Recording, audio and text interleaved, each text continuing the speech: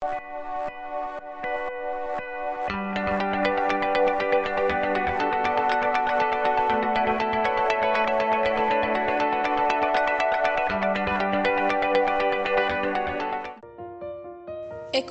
Indonesia 2017 masih akan dipengaruhi gejolak politik dan ekonomi global. Apa saja yang harus kita perhatikan? Seperti apa rupiah akan bergerak? Berikut analisis dari David Sumual, Chief Economist Bank Sentral Asia. Faktor global tentu utama ya, karena pasar finansial kita kan masih relatif kecil dan ekonomi kita terbuka. GDP kita itu hanya 1,2% dari total ekonomi dunia ya.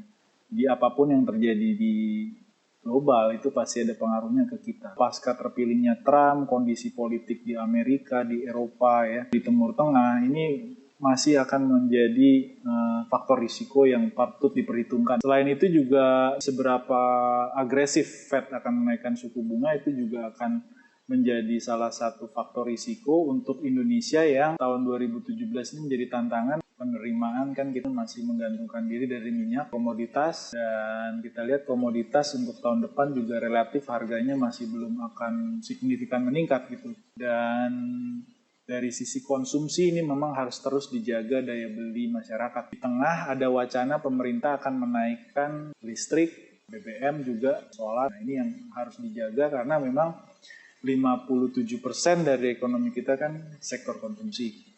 Jadi kalau daya beli sampai terganggu, ini bisa mengganggu ekonomi secara keseluruhan.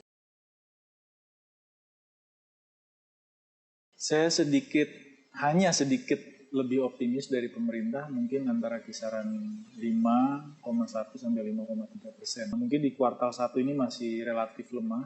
Nanti kita lihat di kuartal 2, kuartal 3 seberapa cepat investasi, terutama yang kita harapkan investasi langsung, dan bagaimana pemerintah merealisasikan proyek-proyek infrastrukturnya. Kalau misalnya ini bisa berjalan optimal, saya pikir ke arah 5,3% memungkinkan. Bank Indonesia mengendalikan rupiah relatif lebih baik.